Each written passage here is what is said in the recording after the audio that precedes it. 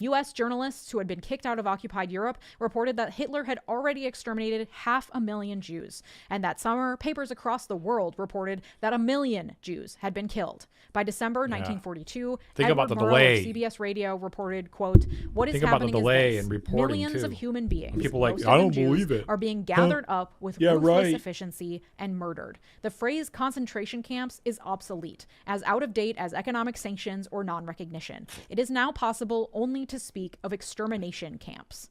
And as for Japanese internment in the United States, not only was it public knowledge, it was an incredibly popular policy. A poll taken in March 1942 asked respondents, quote, But "Do you know what we think about it now? doing the right thing in moving Japanese aliens, those who are not citizens, away from the Pacific Again, calling coast?" them aliens. 93% said yes. Only 1% felt that interning Japanese immigrants was wrong. The poll went on to ask, quote, "How about the Japanese who were born in this country and are United States citizens? Do you think they should be moved?"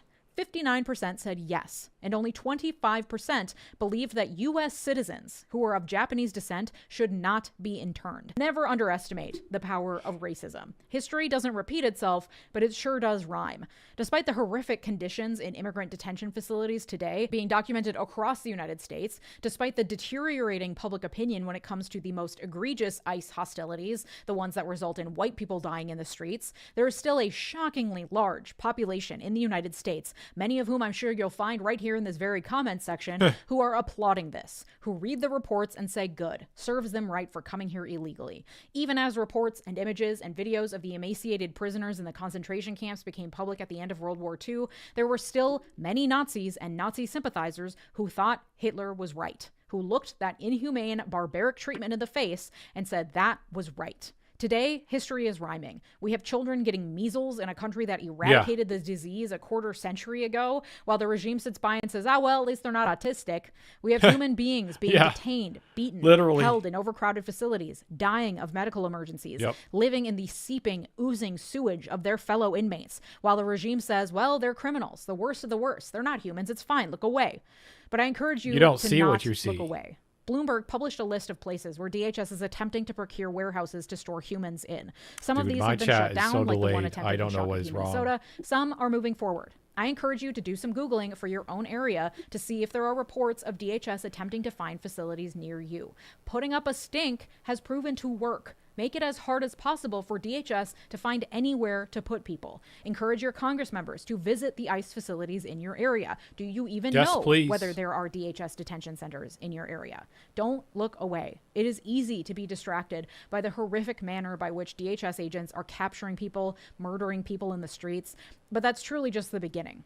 Protesters tend to be roughed up a bit, held for a while, and then released. Immigrants, however, are being wholly disappeared, kidnapped, and sent far away from home, no matter what their medical needs, no matter whether they have a lawyer, no matter whether they're here legally. We cannot be indifferent to that. They have to know that we are watching them. It won't stop the atrocities, but it's truly all we can do at this point.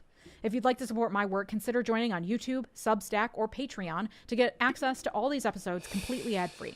Thank you to my multi-platinum patrons, Christopher Cohen, Evan Friedley, Mark, Sarah Shelby, Dennis Smith, Art, David, Latranger Lucas, Thomas Johnson, and Tay. Your generosity makes this channel what it is, so thank you. And if you like this episode, you'll like my episode from last week about regime change in Cuba. Thanks so much for watching. Have a good day. Bye-bye. No one cares about delay on Twitch. I mean, YouTube. Right? Anyway. You know, I'm going to be on YouTube anyway because I can do it. Doesn't cost me anything. And it stores my videos. Guess what Twitch doesn't do? So who is in charge of the U.S. Navy? Twitch does not. Yeah, that's what I want to know too, because they need to get court-martialed. Anyway, by streaming on YouTube, I am saving 1080p copies of my stream, and perpetually. So I will do that. So if you're looking for, not like you would ever, but I just want there to be a record of all my streams. So I'm gonna start hitting up YouTube every time. I mean, it doesn't. Once I have it set up, it doesn't really fucking take any time out of my day. I just push the go live and it, splits the stream for me. So also I might consider doing a vertical as well. We'll see. If I can get YouTube to do Constitutionally it. speaking, as you know, we have civilian control of the Navy and of all the other branches of the As long as I don't armed get services. DCMA'd of this bitch. So, you know, it's a civilian who's in charge of the U.S. Navy. I'm literally Do you know changing. who You the see how I'm civilian changing everything? is who Trump put in charge of the Navy? One hint is that he's a man who never served in the Navy. Who's this fuckface? Never served in the military at all. This is like I said earlier. It's like they knew they had to get the people in the right places, and they did. Right? That's what we're seeing here.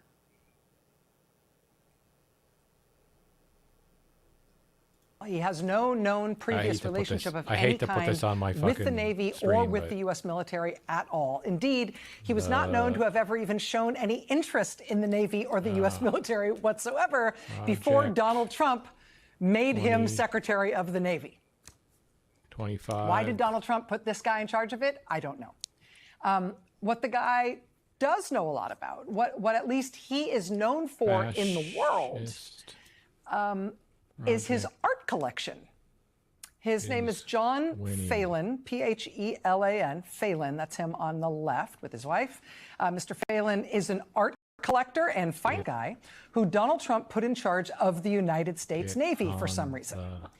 Now, is his art collecting itself perhaps Navy related? Like, is he into paintings of ships or famous naval battles of the 19th century? No, nothing like that. In fact, it's kind of a funny story. Around the time that Trump named John Phelan to be Secretary of the Navy, the art world press kind of awkwardly tried to sum up John Phelan's tastes in art. They tried to describe for the non-art world public who's just hearing about this guy for the first time. Yeah, right. They tried to describe what John Phelan was known for in the art world, in case anybody was curious as to why Donald Trump might have landed on him, in particular for the job of Navy Secretary. Hello, now you know. A number of art world publications eventually sort of I know why. settled on what I guess is a representative quote, an existing quote from a former executive Because he's a fucking tool. describing the art tastes of Trump's new Navy Secretary. She described his tastes as, quote, a celebration of the sexual side of life. The publication ArtNet published photos of some of his collection in situ at one of his homes, photos that I cannot show you on TV. Other art world publications described, for example, a video art installation at one of his homes, which is just all Playboy centerfolds. There's also, famously, the floor at his $38 million mansion in Aspen, Colorado.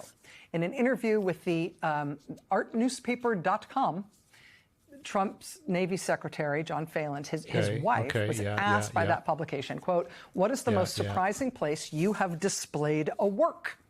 And she answered, quote, in the living room of our Aspen home, we have a mirrored floor. It covers the entire space. It is amazing to see people's reactions at parties when they realize what you can see in the floor. Naughty and nice, end quote. That Aspen home with the mirrored floor, that is where John Phelan hosted a gazillion-dollar fundraiser for candidate Donald Trump in August 2024. That fundraiser made news because it was one of the times Trump stated his made-up claim that prisons in the Congo were releasing all their murderers in order to ship them to the United States. That's insane. He told that tall tale at the house with the, quote, naughty surprise mirrored floor. Video on YouTube whose owner Trump soon named to run the United States Navy, despite him having no connection to the Navy at all. Incidentally, that Aspen fundraiser was one that Trump flew to on an airplane that had previously belonged to Jeffrey Epstein, which itself made some headlines at the time. Wow. The campaign said at the time that that was just a coincidence. But, you know, in the course of time, Trump got reelected to the presidency in November of 2024. He really did name this guy, John Phelan, the rando sexual side of life art collector with the mirrored floor, to run the United States Navy. And Congress really did 1,000, force 1,000, Trump's 4, 1,000, Justice Department 6, to release 1,000. at least some of the government's files on Trump's friend, the late convicted pedophile and child sex trafficker, Jeffrey Epstein. And, perhaps inevitably, among the revelations in the Epstein files was this headline: John Phelan, Trump's Navy secretary, listed in Epstein flight logs. John Phelan, the billionaire art collector whom President Donald Trump appointed to oversee the U.S. Navy, appears to have traveled on at least 2 transatlantic flights with Jeffrey Epstein.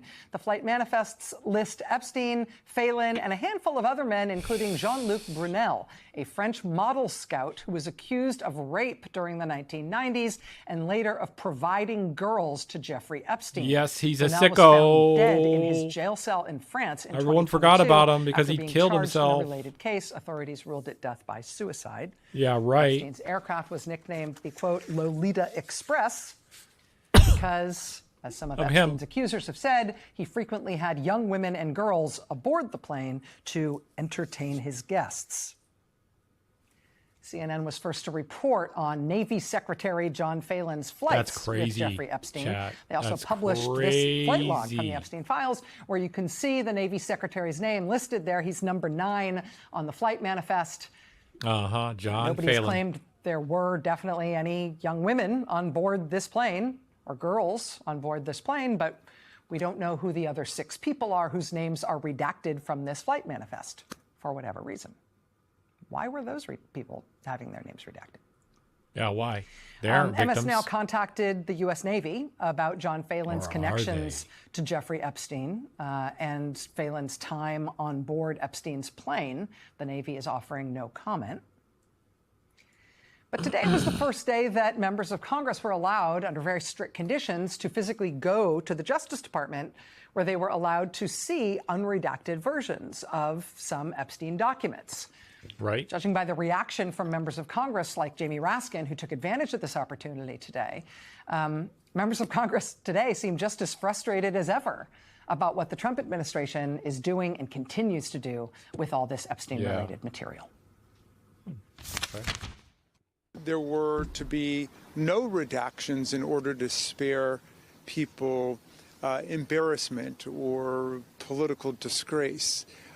We didn't want there to be a cover-up, and yet what I saw today was that there were lots of examples of people's names being redacted when they were not victims.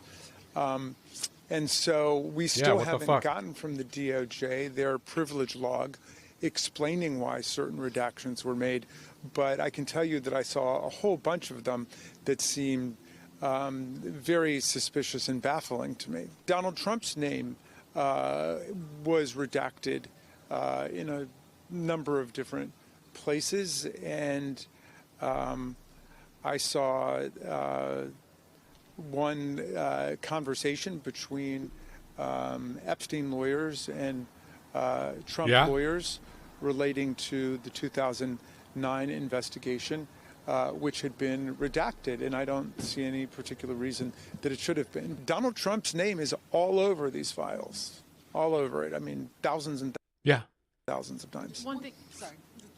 One thing that came out in the release last month was a bunch of tips from through the tip line, including about President Trump and potentially with a 13-year-old girl. Did you get to see any of how those tips were investigated? Did you feel comfortable about them being dismissed? I saw nothing about that. But if you spend any real time with these files, you will see references to 17-year-old girls, 16-year-old girls, 14-year-old girls, 11-12-year-old girls, 10-year-old girls, and I saw a reference today to a 9-year-old girl. Wow. So it is a really gruesome and grim story. And I think in order to see our way through this and to try to make progress on criminal investigation and prosecution and some kind of social redemption from this whole nightmare, we need to listen to the survivors. He's not wrong. He's not wrong, but he's pandering. President Trump is mentioned thousands of times in the files, as Congressman Raskin said there. Trump's Commerce Secretary, Howard Lutnick, is also all over the files, including in the files, apparently trying to negotiate a trip to Epstein's Island. The top yeah, Republican Party is. donor Oh my in the God. country, by far, Elon Musk. He's all over the files, including trying to get Epstein to invite him to what Musk called his, quote, wildest parties. Yeah. And yes, the Navy Secretary John Phelan is there as well, flying on Epstein's plane with who knows who. But one of the people on board the plane was the French modeling scout guy who killed himself in jail when he was charged with Epstein-related trafficking crimes. There's no criminal allegations against any of these men from the Trump administration that I just mentioned, but they're all still in place in the administration and in Republican politics, at least at this hour. One guy who did lose his job in this country is the chairman of Paul Weiss, which is a very fancy, very powerful, very rich New York law firm. That law firm and its previous chairman, Brad Karp, became very, very famous in the past year as, quote, the face of capitulation to Donald Trump in his return to the White House. Soon after Trump was sworn in for his second term, Trump, you'll recall, started threatening elite law firms with executive orders of dubious legal weight. Brad Karp's law firm, Paul Weiss, was one of the firms that was threatened, and Brad Karp was the guy who immediately rushed to the White House to try to appease Trump, to have a conversation with Trump about getting his firm off the hook. The conversation was described as beginning quote, with a prolonged discussion of golf. And that may be where it started, but where it ended was with Brad Karp, the chairman of Paul Weiss, promising that his elite law firm, Paul Weiss, would donate $40 million worth of free legal services to Donald Trump's pet projects as a way of trying to appease Trump so he wouldn't be mean to the firm anymore. That's right. I don't have any video for you because I suck. Next.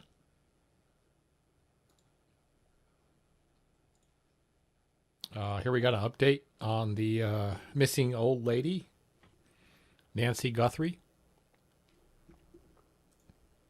Let's bring in Randy Sutton now. He is the Wounded Blue founder and former Las Vegas police officer. Randy, good to have you with us. Have you had a chance to see any of these videos? And what if a so, loser, what do they tell you? Yes, I have, with great interest, and this is a massive break in this case. Thank goodness that this took place. Now, this shows why the FBI should have been brought in to begin with. What the hell? Wait, what? They had the technology and the cooperation to make this happen, because this is so significant. Ring camera? Now, in looking at the visuals here, there's so much at play. We have a ring camera. There is those weird.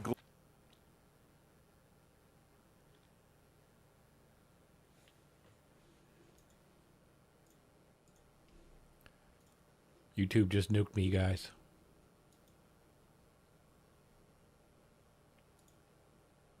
Yep. I'm getting nuked by YouTube, chat. Kidding. Okay, let's go with this again. Not good. No. Technology and the cooperation to make this happen, because this is so significant. Now, in looking at the visuals here, there's so much at play. There is those weird gloves. This guy did not want to leave any fingerprints. Now, the weapon also is very significant. It's an axe? Very strange to have a weapon in a holster like that. Exposed like that. It's a different kind of way to carry a gun, for sure.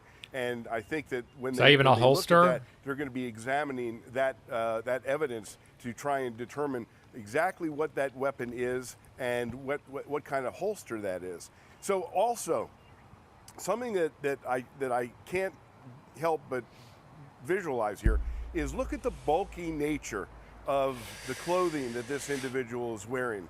It almost looks like there might be body armor under that clothing. And that, of course, is another huge, significant aspect. Oh, yeah, he's got this tactile flashlight thing. Yeah, Randy, I want to ask you more about that in just a moment, but we have another new posting from Savannah Guthrie. on her social media account. She's posting the new video and saying this: someone out there recognizes this person. We believe she is still out there. Bring her home. Anyone with information, please contact 1-800-CALL-FBI or the Pima County Sheriff's Department. Okay. Randy, when we watched that latest video that just came in, with his head down as he approaches the front step, there's a flash. What is that? Some sort of security light that you think is coming on? Where do you believe that Why'd they flash cut is it there? coming from? That's what it appeared to be. This was actually the camera visual here is pretty darn good. We've seen very blurry images, but dude, that's because it's infrared. God damn it.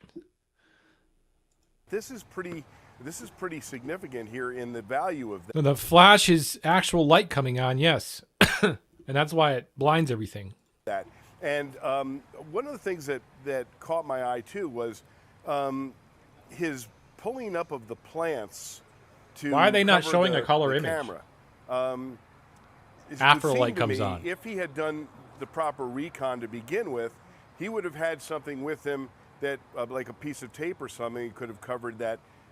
Or is he pulling Ring up the doorbell plants? as well? So there's a little bit of counterbalance here What between am I what our missing? thoughts were as far as this individual planning this for Where is he pulling a plant up? significant time before he made his move. Oh, he pulled the plant up, they're saying. You mentioned the weapon and how it's carried. I see, chat. I mean, there's something called an appendix carry, but that's typically tucked inside your belt. Right inside your highly dick unusual there. for somebody Looks to like a carry a gun axe. in that position as opposed to being on the side of the person. And I'm wondering if the investigators can zoom in on that and get any kind of look at the grip of the gun and maybe tell them what kind of weapon it is, which then might lead them to be able to narrow down who possesses that type of weapon, though I would imagine in Tucson there are a lot of gun owners. Why are we only getting that's for 4 sure. seconds of And, video? I don't without a understand doubt, that.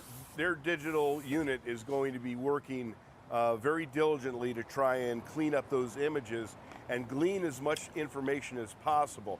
Now, there's more. Let me ask you this question. There we with go. his gloves that he had on, those very Jesus strange Christ, gloves, why didn't you that's show me this another before? I aspect was that they're gonna wondering. be looking at, trying to identify what I those see. gloves are, because that's an unusual set of gloves to be wearing.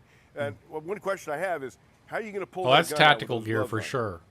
Okay. Got it. Okay, now he's little pulling the plan strange. up. Okay. Yeah.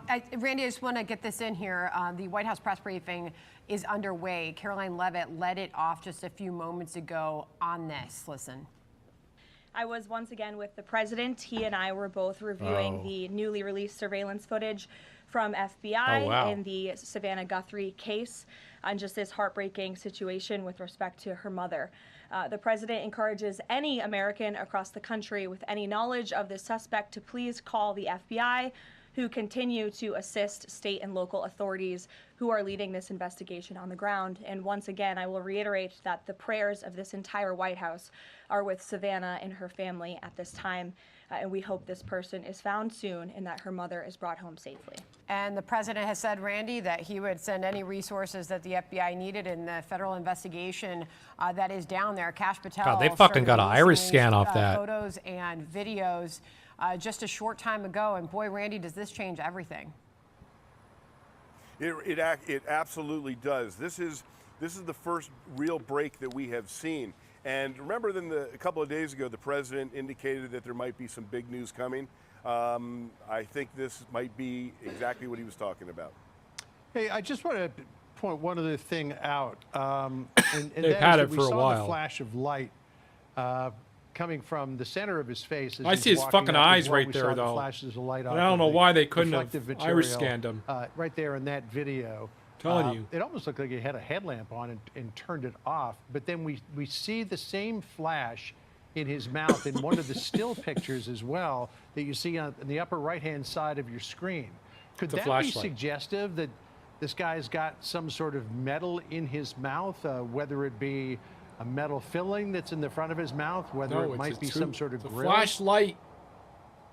grill. Well, it's possible. This is where the digital enhancement is going to have to take place to try and make a determination if that is a flash from perhaps a movement light, or if it is something internally within him. That's where the magic of the FBI's digital unit and their what the forensic fuck is team he is in really him? going to have to close in on that through their technology.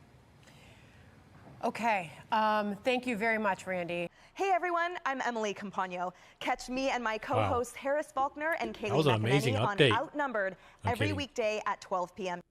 So meanwhile, President Trump is set to meet with Israeli Prime Minister Benjamin Netanyahu in Washington, D.C. this week, where they're expected to discuss the ongoing negotiations with Iran. Senior White House correspondent Aisha Hasni joins us now. We got some investigations going on here. Hey, good morning to you, Brian. Hi, Lawrence Aisha. and Ainsley. Nice to see you. So that meeting between Netanyahu and Trump has been moved up by a whole week. It's a very urgent meeting now, and the dust-up over negotiations seems to be over the ballistic missiles program that Iran has. This is a statement from Benjamin Netanyahu's office. It says the prime minister believes that all negotiations must include limiting the ballistic missiles and ending support for the Iranian access, and that is in regards to Tehran's support for those militant groups, including Hezbollah in Lebanon. He's like, Trump, I got something on you. You better come and fix this. I'm going to call you on the Epstein files. Iran's foreign minister drew a red line and said that they do not want to talk about their ballistics.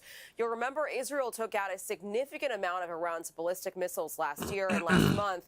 Netanyahu said that if Iran tries to build up again, Israel will have to, quote, knock them down. He has something. Despite all of this, President Trump, at least on Friday, after these talks in Oman, felt that Netanyahu Iran has will something. come to a deal. Yeah, there's a deal that would be acceptable, but the one thing, and right up front, no nuclear weapons. If we could have made that deal 2 years ago, we would have made that deal, but they weren't willing to do that. Now Yes, they were. To do it, so Yes, they were, you fucking liar. Fucking liar. A year and a half ago. Weasley little If liar. they're not willing to, the president says strikes are very much still on the table. Iranian foreign minister responding to that. If the U.S. attacks us, it is evident that we don't have the ability and access to attack U.S. territory and therefore have to attack or retaliate the U.S. bases in the region. Are strikes inevitable? I don't know that they're inevitable. Oh, God. But if Iran doesn't Mike think fucking President Trump Huckabee will strike, if they keep just fooling around with these negotiations and they're not serious about taking them somewhere, they have a very short memory. Let's go back less than a year ago. If they stand behind that mule once again, there's going to be a resounding kick. And that Netanyahu meeting happens this Wednesday. We With don't the Israeli expect to see flag the behind president him. today, Brian. He has a policy meeting later on this evening, but that is closed to the press. Back to you. All right, Aisha, thanks so much. Great show over the weekend. Meanwhile, the president's got a decision to make. He says, okay, we'll have another round of these talks on the nuclear talks, but I even think that we're talking about the wrong thing. The nuclear program has been set back, if not obliterated. If they're starting a rebuild, they still have a long way to go. The problem is, the president said, we got your back. Unlike President Obama and Joe Biden, when you rioted, we looked the other way. When President Trump is there, he said, we got your back. So they rose up, and 30 to 50,000 were killed in cold blood or put in jail. So now that we're talking about a nuclear program, but I think we're talking about a country that has spent all their money and their revenue on these proxy groups that are killing Israelis and killing Americans. And now they are personally killing Iranians who hate their government, whose government has made it their primary responsibility to destroy Israel and destroy us. As we have found out, they have no missile defense now. They are rebuilding their nuclear program, but it's now vulnerable. And they have ballistic missiles, which they're starting to reconstitute. As General Keane says, they have never been more vulnerable than they are right now, nor have they been more evil and bloodthirsty. Yeah, well, maybe that's why Benjamin Netanyahu. Do we moved up believe this what they meeting. tell us about He was them, supposed to be though? Later, he decided to come earlier to Washington, so he's coming on Wednesday. That after How do we Witkoff believe? and Jared Kushner were having negotiations too with Iran. So he's very concerned about this. They have a lot to lose, obviously, if they build back up their nuclear sites. But he wants to focus on on ballistic missiles. He wants to focus on making sure that that Hamas and Hezbollah don't have relationships. And they with say Iran. that's not on the table. Iran says, I don't know what they're talking about. We're just going to fund whoever we Iran want. says we're only going to focus on nukes. But Donald Trump says the last meeting, he said this on Friday, the last meeting was successful and it looks like they want to make a deal. But if they don't, there will be steep consequences. And then they come right out to the press conference and say, yeah, there's no deal as well. Look, I think the main thing is we have to ask ourselves a question. Do we want to keep going in the same cycle with Iran? Since 1979. They're not going to give up their nuclear program at any point. They're not going to stop oppressing their people at any point. It's their ideology. And so something has to change. Now, the president, that's his decision. He got to decide, does he want to be the leader? Let's see how Islamophobic you can be, you piece of shit. Jesus Christ. This guy's... It's in their ideology. Yeah, you know what's in our ideology as Americans? Killing everyone that isn't fucking white. That including white just people. Set the program back, but ends it for as long as they're good. pores. And I think that's what he's winning. I tend to believe that the president is getting all his military resources in place to make that ultimate decision. But we'll see what happens. All right, I think the main thing, concern he has is the next person to come in worse? He's like, dude, I really want to see them just take out Iran completely. He's a bomb Iran kind of guy, isn't he? Wow.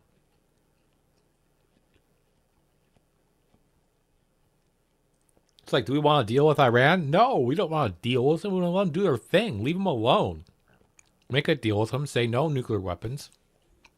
Call it a day. The IRGC, if they survive, are they going to be worse? And it's just hard to imagine them being worse. They say the Ayatollah is still making decisions. Hey, everyone. I'm Emily Campagno.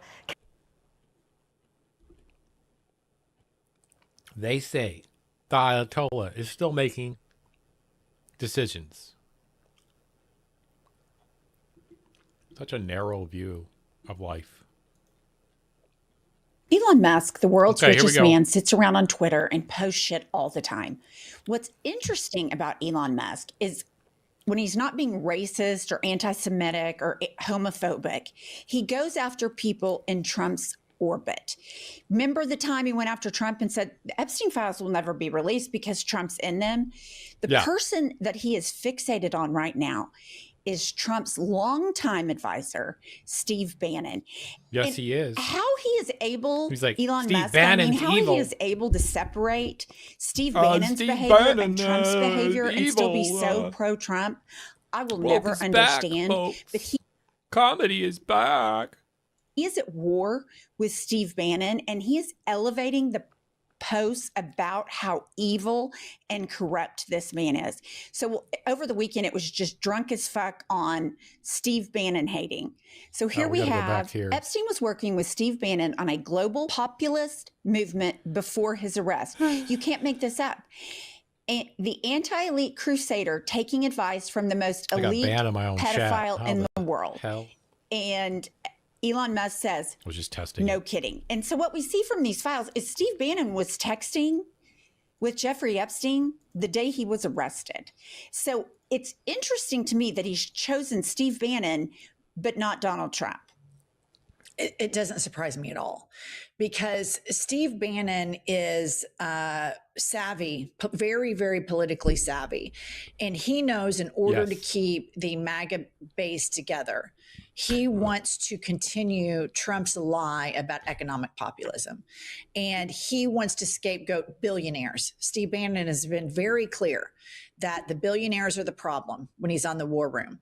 And during Trump 2.0, Bannon was sidelined and Musk was right in the Oval. And so this is where this fissure started between these two.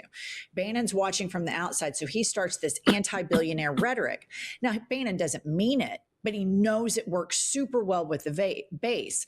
So Bannon wants to boogeyman and scapegoat Musk. Conversely, Musk needs to provide a boogeyman to the people around Trump. And it's to say, oh, look, Bannon is the boogeyman. Take your eye off of Trump. Here's the new shiny object. So this makes perfect sense. There is no loyalty among thieves. This is a classic textbook case of two people who have very transactional intentions with this movement. Both want to erode civil liberties. Both want to dismantle democracy. One, Steve Bannon, wants some whacked out Christian nationalist country, but he knows in order to get the base, in order to make it happen, he has to create a boogeyman. That boogeyman is the billionaires, which is why you have to keep an eye on the messaging from Marjorie Taylor Greene, from Tucker Carlson, because they're very close with Bannon. Musk knows he has to create a boogeyman, and that boogeyman is, look at Steve Bannon. Don't look at Donald Trump. Look at Steve Bannon. So these guys are enemies within the same group. And this brings me to my point all the time. Any notion that we all have that it's high fives and camaraderie in the Trump 2.0 White House, these are the most toxic, emotionally stunted people on the planet. I bet there is so much backstabbing and gossip and double playing and duplicitous behavior. None of these people are friends. Everybody's jockeying to curry favor. But Steve Bannon is looking more long-term with his anti-billionaire messaging. That's the impetus of all of this. Wow. I mean, that makes perfect sense. It's so interesting what you say about these people hate each other, because I read so many books about Trump 1.0. Everybody's goal is to fluff up Donald Trump. And if they think they can fluff him more than the other guy, they will demean and downgrade each other. I mean, toxic is the perfect word for it. And my guess is Trump 2.0 is even fucking worse. Then we have Elon Musk, who, in my estimation, is absolutely evil. He is the pot calling the kettle black. He goes after Steve Bannon, saying he is so evil. She's right. But then, what's happening? Records show sustained coordination from 2017 to 2019. And then it's the pictures of Bannon and Epstein and texts between the two. And here's the deal. I have no doubt Steve Bannon and Jeffrey Epstein were buddy-buddy, just like I have no doubt that Donald Trump and Jeffrey Epstein were buddy-buddy. This is who these people are. Whether Steve Bannon was in the pedophile ring or just knew it was happening, he did fucking nothing about it. He only protected and did what was good for Steve Bannon. And Elon